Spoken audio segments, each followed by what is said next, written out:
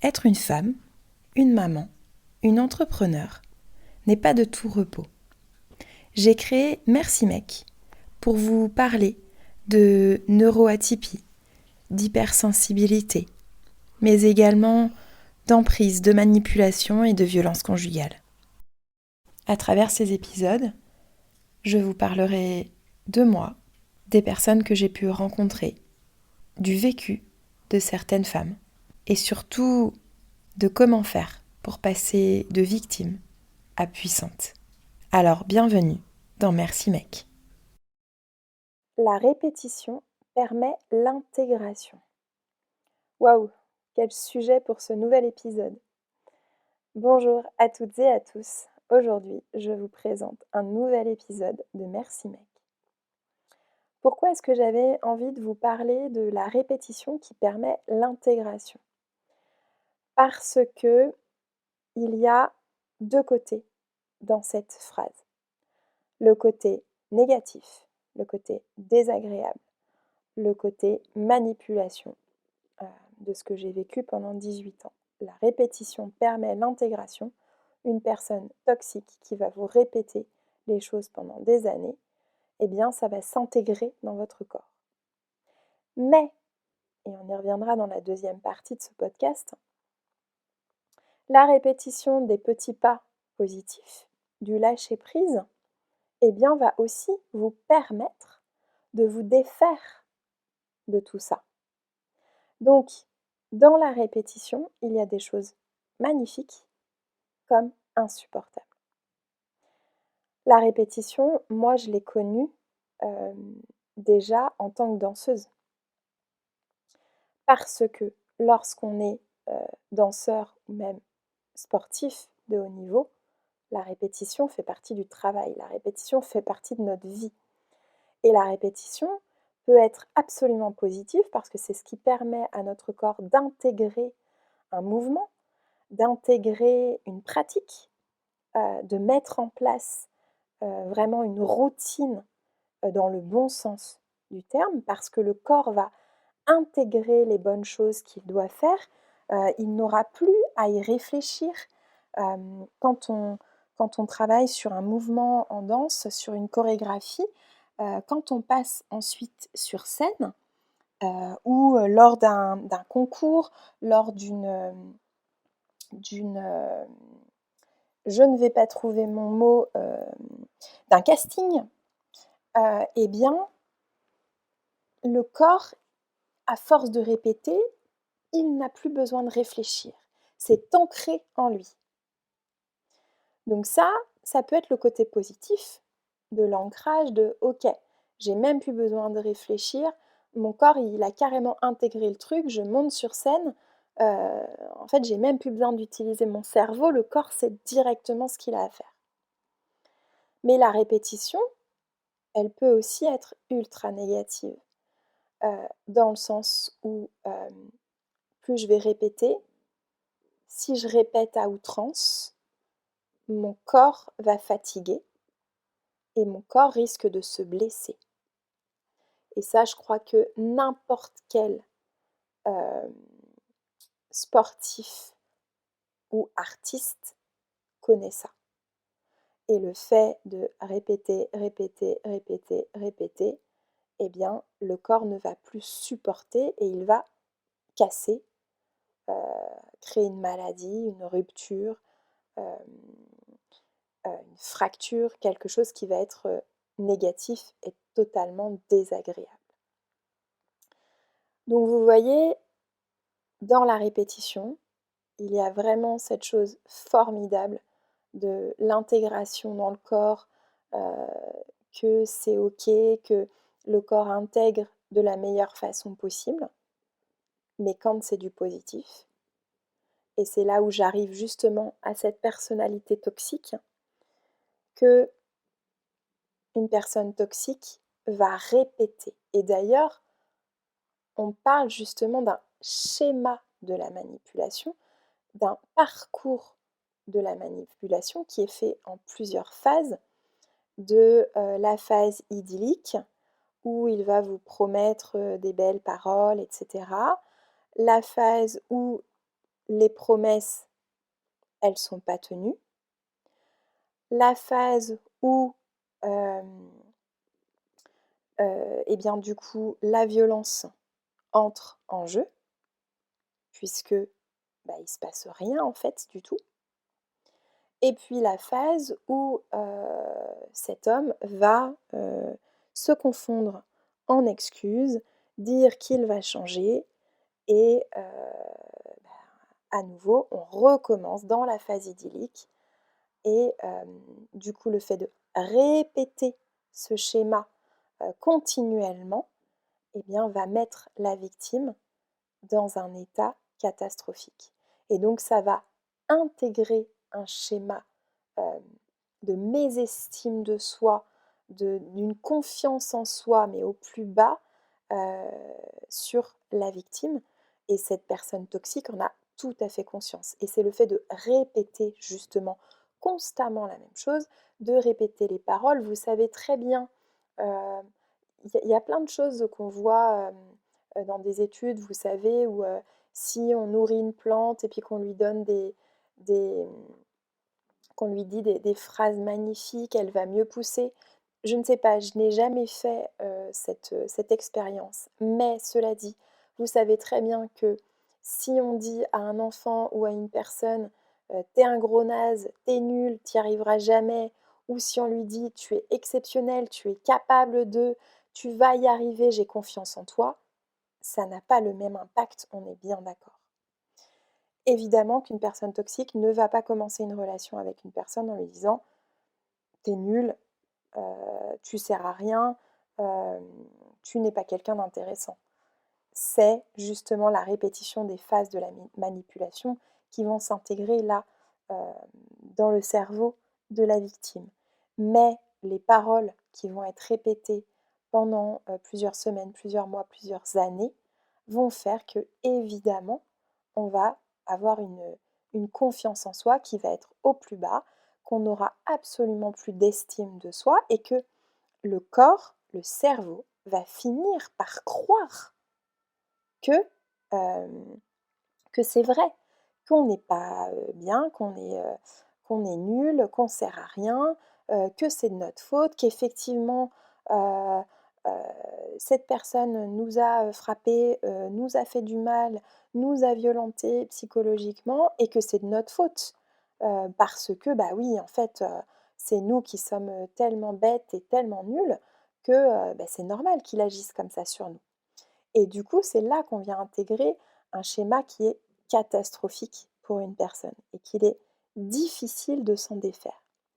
Donc les paroles, les actes qui continuent, les répétitions qui continuent, c'est comme la répétition d'une danseuse, d'un sportif, c'est-à-dire que à force de fragiliser le muscle ou l'os et de ne pas l'écouter, de ne pas l'entendre, eh bien, il peut y avoir une fracture. Eh bien là, le corps de la victime, le cerveau de la victime va aussi se mettre dans un état catastrophique, ce qu'on parle de stress post-traumatique, avec ensuite des reviviscences, du stress, de l'anxiété généralisée, de l'anxiété sociale, euh, des maladies qui peuvent arriver, la dépression, d'autres maladies qui peuvent arriver suite à ces répétitions qui vont venir s'intégrer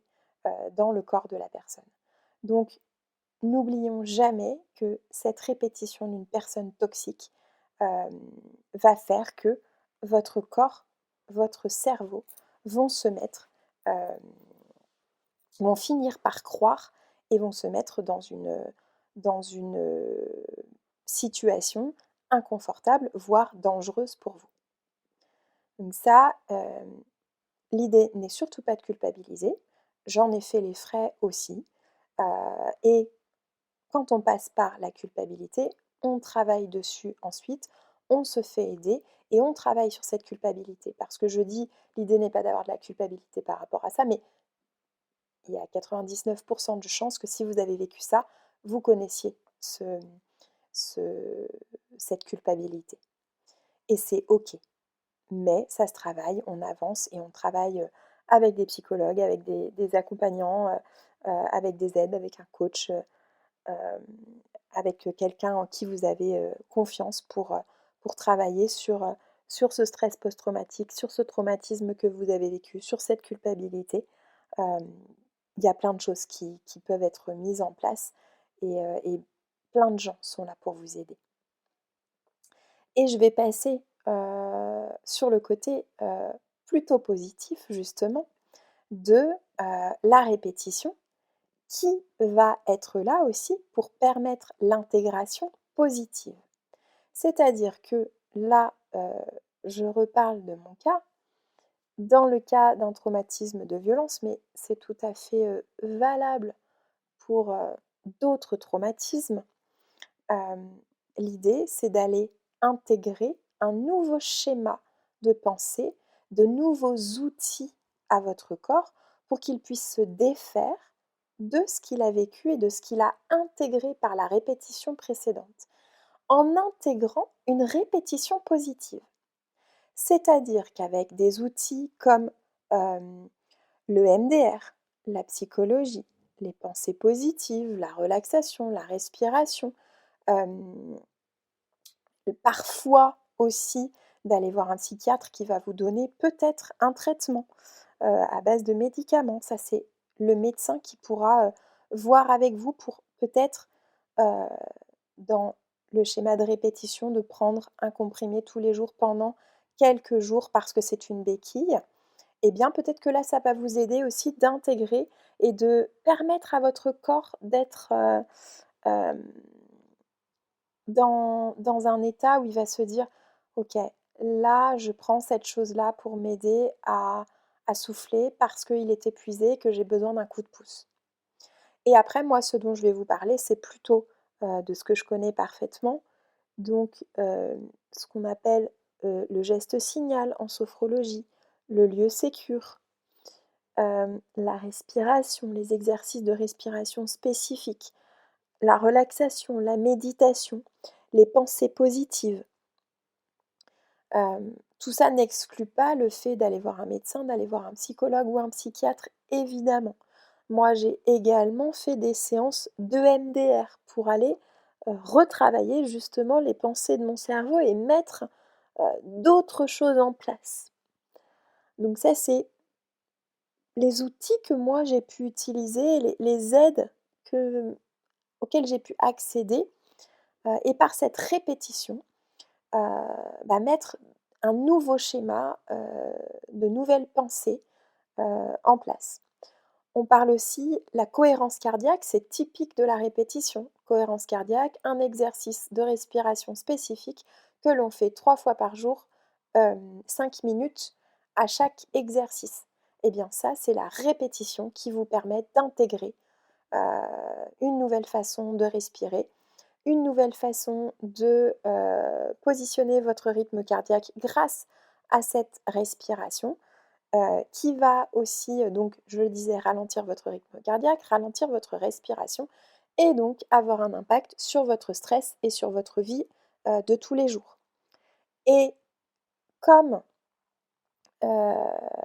c'est la répétition qui va permettre l'intégration, on fait cet exercice 3 fois par jour, 5 minutes.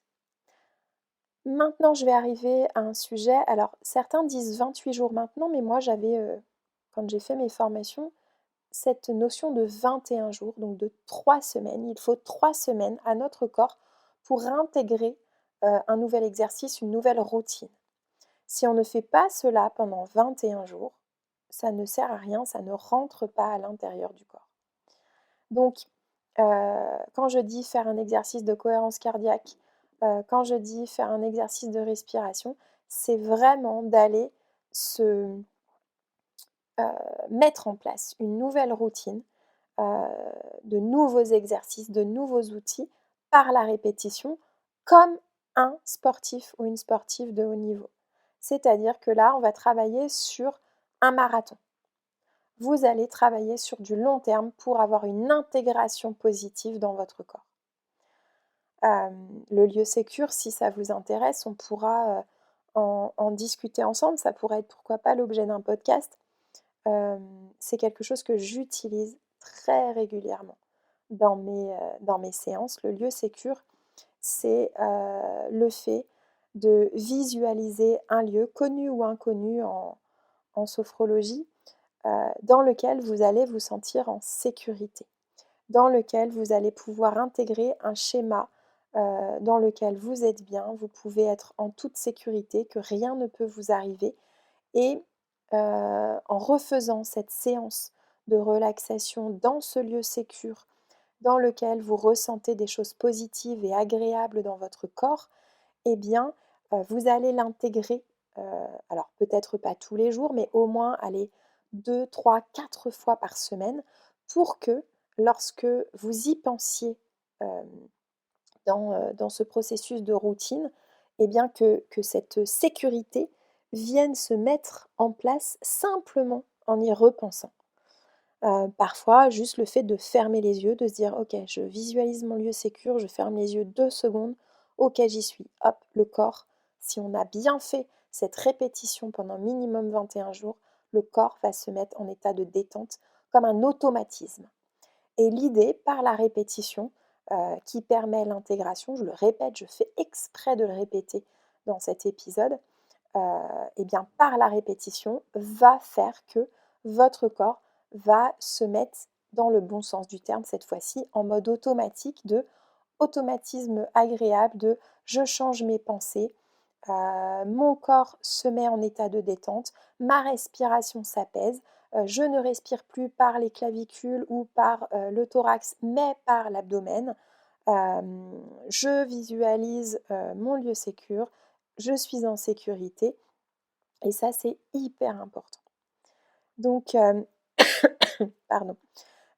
Voilà donc pour cette idée, ce nouvel épisode que j'avais envie vraiment de discuter avec vous parce que l'idée c'est pas de décortiquer dans cet épisode tous les outils qu'on peut utiliser pour la répétition, parce que oui, il y a plein d'outils, mais c'est en étant accompagné par un professionnel que vous allez pouvoir avoir ces outils mis à disposition en fonction de votre parcours. Moi, je ne peux pas vous dire, le lieu sécure, ça va être hyper top pour vous, ou pour vous, il vous faut de l'EMDR, ou pour vous, il vous faut ceci ou cela. C'est-à-dire que lorsqu'un psychologue, lorsqu'un médecin, lorsqu'un sophrologue vous rencontre, il fait ce qu'on appelle une anamnèse.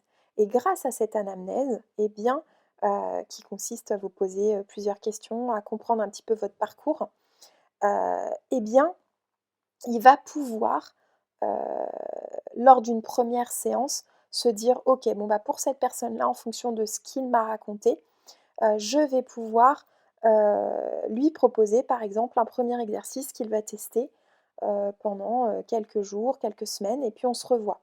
Mais on va se revoir et peut-être qu'il va me dire: «Bah, non, ça a pas du tout fonctionné». Et peut-être qu'il y aura un autre exercice qu'on aura testé qui fonctionnera beaucoup mieux. Et un exercice va fonctionner sur une personne qui ne va pas fonctionner sur une autre puisque, nous sommes absolument toutes et tous différents et que, vous le savez aussi bien que moi, un exercice peut fonctionner sur quelqu'un et ne pas fonctionner sur d'autres.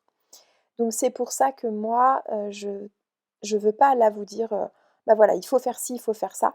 Heu, c'est ma façon de penser, ma façon de fonctionner, mais moi j'ai besoin de rencontrer les gens, de faire des séances avec eux. Oui, je peux vous faire une séance, et ce sera pourquoi pas l'objet, d'un live Instagram, pour dire: «OK, on se fait une séance ensemble et on propose, un lieu sécure, et je vous fais une séance de sophrologie pour travailler sur ce lieu sécure» et ça vous donnera une première piste, un premier outil pour travailler et voir si, déjà pour vous, c'est, ce type d'exercice qui peut vous convenir.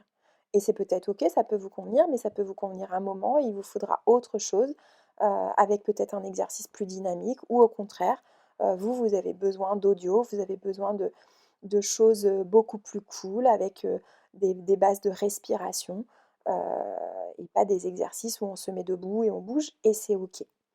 Voilà pourquoi, j'adapte, le parcours de chacun. Eh bien voilà, je crois que j'ai fait, le tour de tout ce dont j'avais envie de vous parler aujourd'hui sur cette répétition qui permet l'intégration. Donc oui, la répétition, peut être tout à fait néfaste, notamment, dans le cas de violences conjugales, dans le cas de de victimes, hem, comme ça a été mon cas et de répétition d'une personne manipulatrice. Eh bien oui, on intègre un mauvais schéma, mais je peux vous assurer que en reprenant cette répétition et en faisant, quelque chose de positif et en mettant, des outils en place, hem, pour, heu, pour faire, entre guillemets «switcher» le cerveau, eh bien, je peux vous assurer qu'il y a plein de belles choses qui se mettent en place et que, la répétition, négative, n'est pas définitive et que bien sûr que heureusement, on a un super cerveau pour ça et que le cerveau s'adapte et c'est ça qui est juste, incroyable et formidable. Donc n'oubliez pas, demandez de l'aide, trouvez la personne, qui vous convienne pour avancer ensemble et être accompagnés et et trouver, la bonne répétition positive qui vous convienne à vous. Et sur ce, je vous souhaite, un agréable moment, une, agréable journée, une agréable soirée, peu importe où vous en êtes, dans votre journée et je vous dis à très, très vite pour un nouvel épisode de Merci Mec.